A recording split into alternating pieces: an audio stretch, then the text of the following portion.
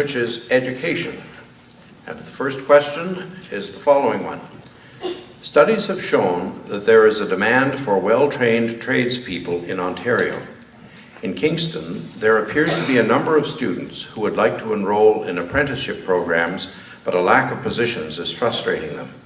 What do you think the province should do to help provide apprenticeship opportunities in the Kingston area? I now call on the candidates, and the first to respond to this one will be Batu. Thank you. Yours, sir. Thank you very much.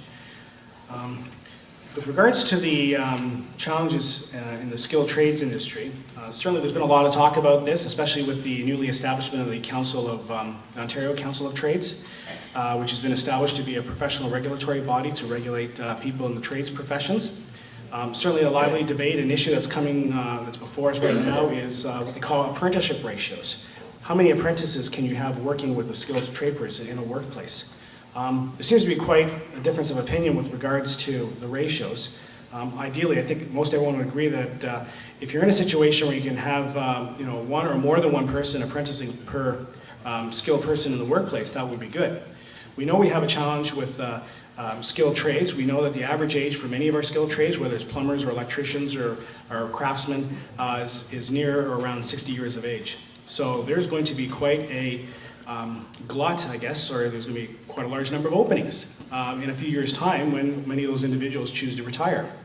And if we are not able to supply the skilled young people to fill those positions, then we're going to have a challenge finding plumbers when we need a plumber or an electrician when we need an electrician. Not to mention the fact that if you don't have enough skilled people in the trades, obviously costs go up because of the shortage of skilled workers. So we need to be cognizant of what the public interest is with regards to the apprenticeship ratios. The other thing we need to do is we need to encourage the attraction of skilled trades in our school system. When I was in school, we did have an auto shop class, we did have tech shops as part of our school programs, and they started phasing them out.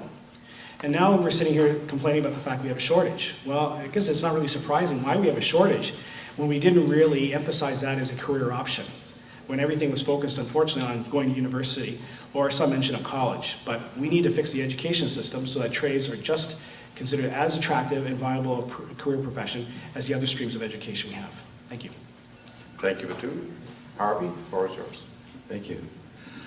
Now, the question of opportunities being lacking for apprenticeship, for those who already have the basic training at our community colleges is a troubling issue. It does indicate that there is a lack of actual economic activity in Kingston then for those who wish to get on-the-job training, apprenticeship training, in their particular trade.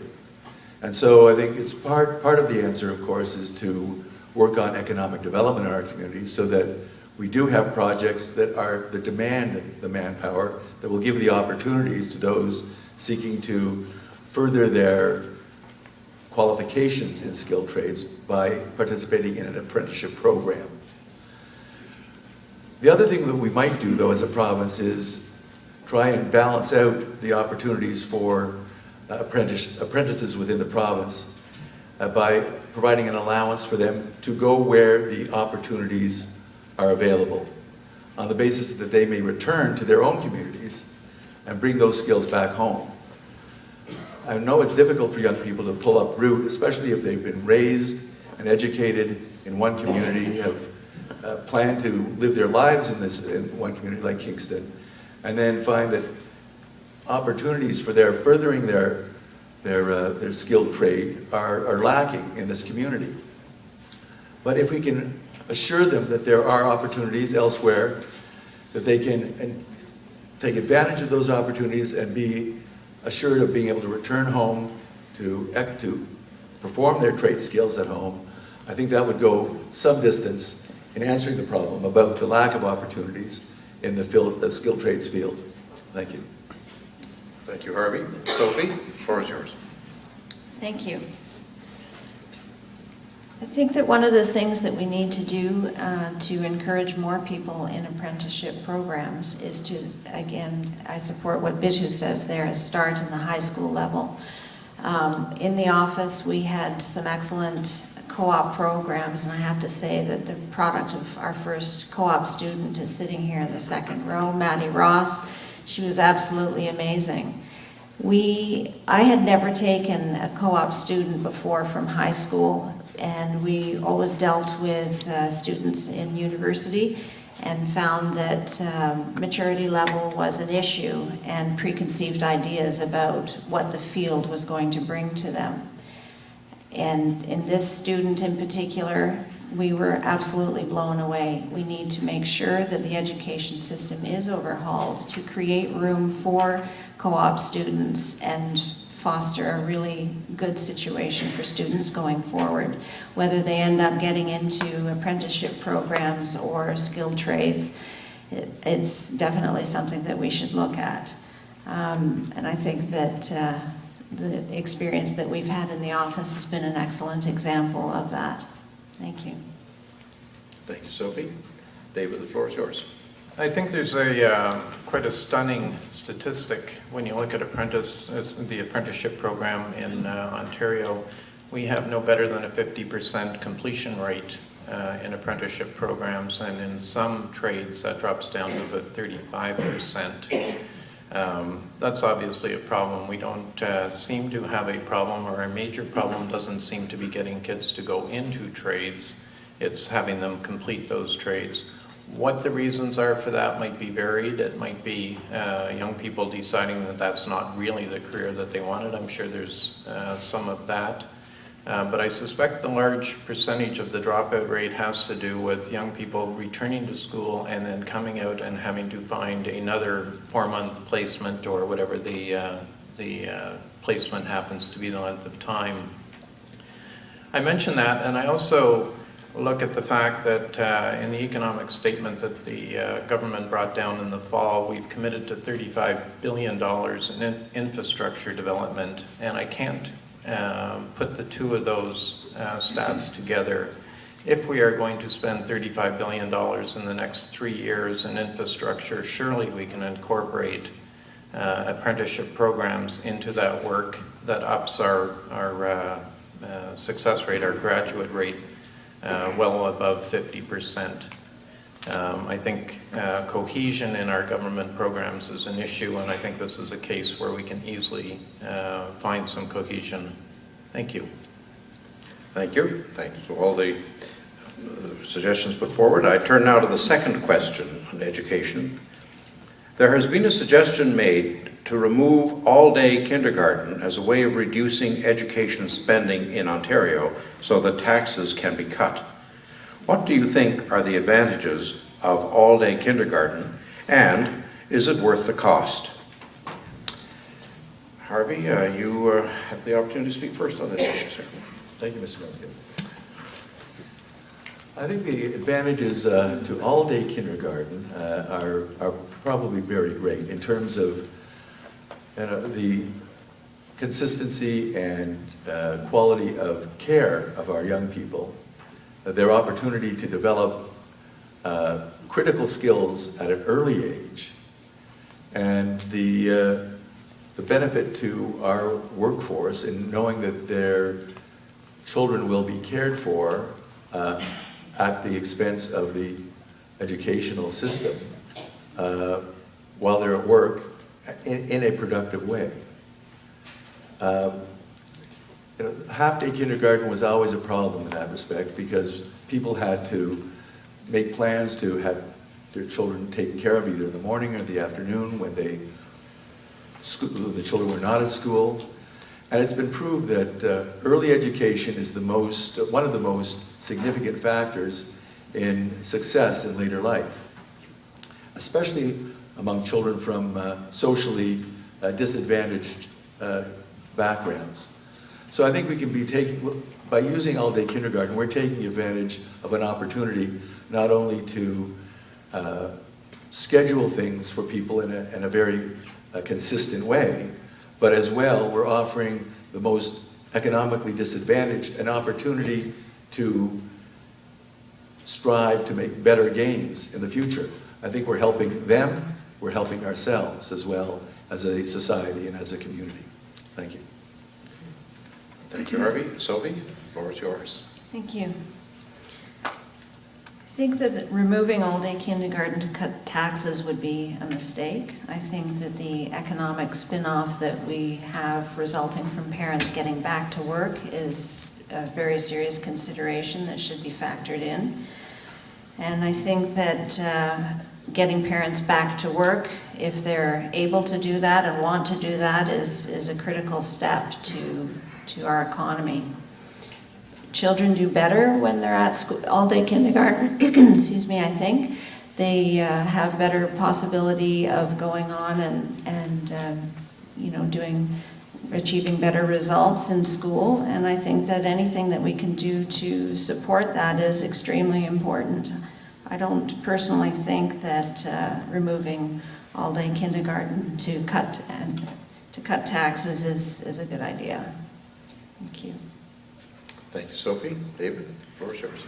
Thank you. I can't imagine that, I can't imagine cutting kindergarten to save taxes or to cut taxes. I don't believe that there is anything that we can do in the province at this point that would allow us to cut taxes when revenues are already under enough stress. There are interesting studies. There was one published in Ontario in the fall around the amazing impact of all-day kindergarten on school readiness for the first graduating class of that all-day kindergarten program. It was followed up a few weeks later by an interesting and contradictory study out of Manitoba, or a study that seems to be contradictory, suggesting that by grade 7 or 8, the impact of all-day kindergarten has faded. There isn't a measurable difference.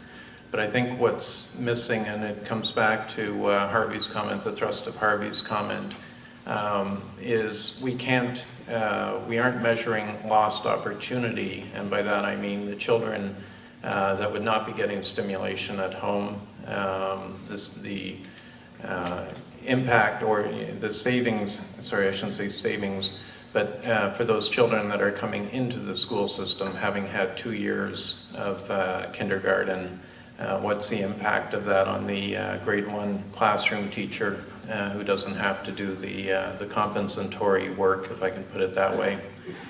So in my mind, canceling all-day kindergarten is an absolutely no-starter.